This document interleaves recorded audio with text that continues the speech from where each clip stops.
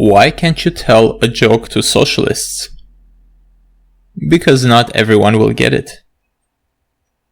The belief that the government has the responsibility and power to promote equality has become a religious faith. The reason it can be called a religious faith because it is unexamined and is preached more than practiced. One can't even question this idea without facing great disapproval from the general public. A good place to start on the topic of equality is of course the Declaration of Independence. Thomas Jefferson wrote, "We hold these truths to be self-evident that all men are created equal." It may sound absurd. Not only men are not created equal, but not all people are men. What about women or slaves that Thomas Jefferson owned? Some people are born healthy, some with disabilities, some strong and some weak, some smart and some stupid. If you keep reading, you will of course understand that he meant something else. We hold these truths to be self-evident that all men are created equal, that they are endowed by their Creator with certain inalienable rights, that among these are life, liberty, and the pursuit of happiness. What founding fathers meant is not that all men are equal based on their genetics or characteristics, but that each person is equal before the law and is to be taken as a human being and not as means of serving somebody else's ends. Of course, founding fathers were well aware of being hypocrites, even in that interpretation, because they owned slaves. But the Declaration of Independence ultimately led to abolition of slavery precisely because slavery was inconsistent with the concept of equality. Equality of rights has a meaning because people are not equal. Because of that, each can pursue his or her happiness in different areas and with different values. This equality of rights and human freedom is the most important sense of equality. But there are two more that are worth discussing. Second one is equality of opportunity. We can all agree to this, but how can it have any real meaning if one child can be born blind and another with sight? One can be born into a family with good parents and one put into an orphan home. One born in a developed country and one born in North Korea. We can't have equality of opportunity in the literal sense, but what we mean by this is that each career should be open to every individual who has the talent and ability and the good fortune to have had the upbringing which would qualify him for it. This means that there must be no arbitrary obstacles placed to prevent people from achieving those careers or opportunities for which they have the ability to qualify. This meaning of equality is also very important for individual freedom. Third equality, which is most commonly used today, is the equality of outcome. This sense of equality is contradictory to the first two. Imagine you're playing a game of poker, but at the end, you distribute the money so everyone ends up with the same amount they started with. Not only it makes the game pointless, it destroys the incentive for each player to do their best. Besides, how could you possibly define equality of outcome? If we talk about money, does that mean everyone in the world should have the same income? Or everyone in the country, state, city, family? What if one person is happy to camp and live in a tent all his life, while the other person wants all luxury pleasures of life and is willing to work harder to receive those? Under what circumstances would they have equal income? What if one man has a pleasant, easy job and another has a difficult, nasty job? Should they get paid the same? What unit should be used to measure equality of income? Individual? Family? What if one family decides to have a child and another family decides to purchase a nicer home instead? In fact, there is not a single change that reduced poverty in the last 100 years than the elimination of very large families. If you are still not convinced, tell us if equality of income should be considered on day-by-day basis, or month-by-month basis, year by year, or maybe life by life? This only scratches the surface of all absurdity and ambiguity of this argument. As mentioned before, just like a religious belief, the concept of equality is preached by people who have not examined what they mean by equality of outcome and how they would account for all the difficulties mentioned earlier. But how does this equality of outcome relate to other values we hold dear, like efficiency, justice, freedom? After all, if we want efficiency, people who are doing the work must get paid. And one of the important roles of the price system is to transmit information so that everyone involved in the market can understand the relative cost of services. If the price of hand sanitizers rises, that transmits the information that there is more demand for hand sanitizers.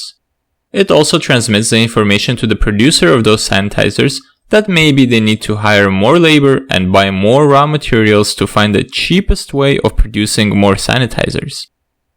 The price system also gives them the incentive to do those things, only if they know they will get paid according to the services they provide.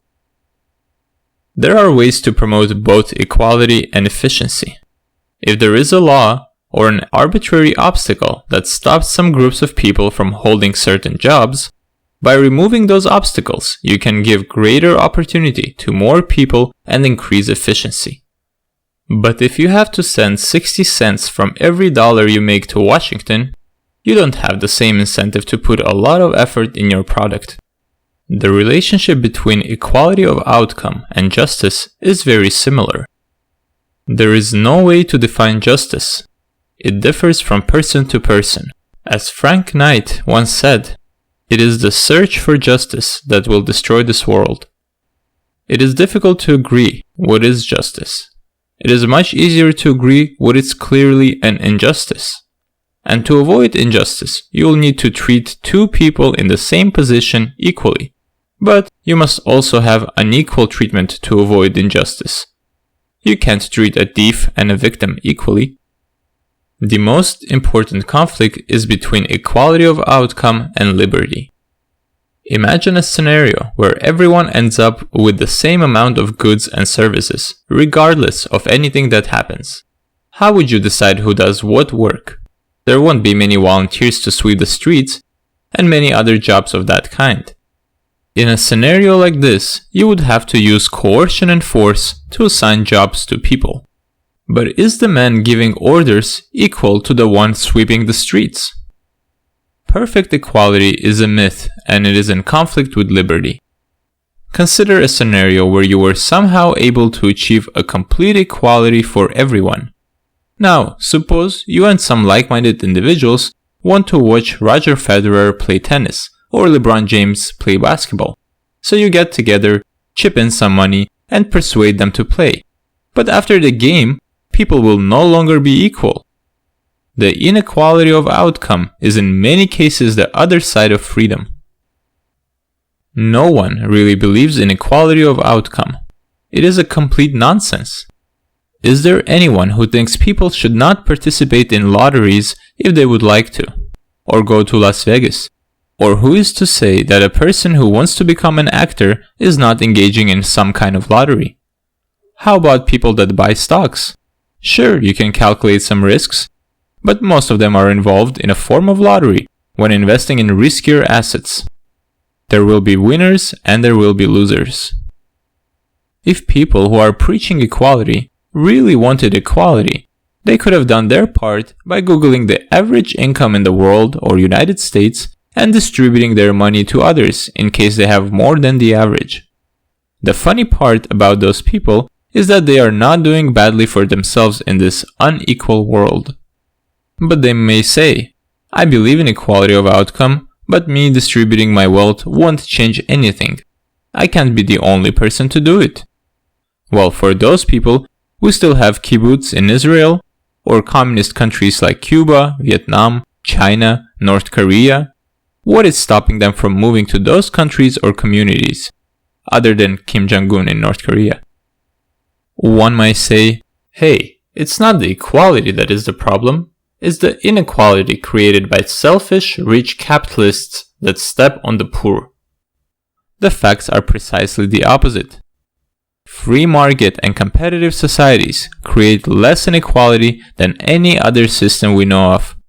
Look at the Soviet Russia or other communist countries today and throughout history. The income and life differences between the rich and the poor are of a different magnitude than the ones in the United States.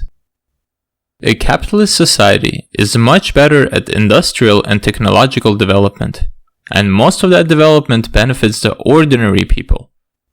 A rich person in ancient Greece had servants that would bring him water to bathe or wash their clothes.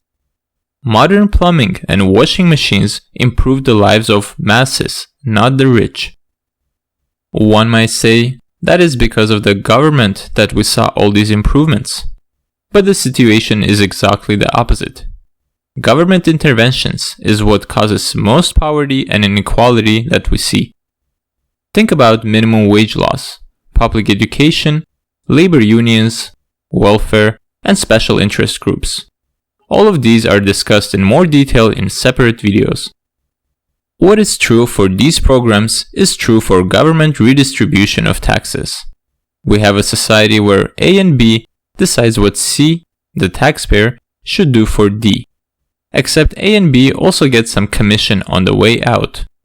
It is one thing for 90% of the people to tax themselves to help the other 10% avoid misery and poverty. But it is another thing for 80% of the people to tax 10% to benefit the other 10% in the name of achieving some abstract concept of equality. This could be compared to chopping down the taller trees in the forest so the forest looks more equal. In conclusion, a society that puts equality ahead of freedom will have neither. A society that puts freedom first will have both greater freedom and greater equality. I hope you're having a nice day. Feel free to subscribe to my YouTube channel for more videos, and as Timothy Leary said, those who seek equality with others lack ambition, so I really hope you don't.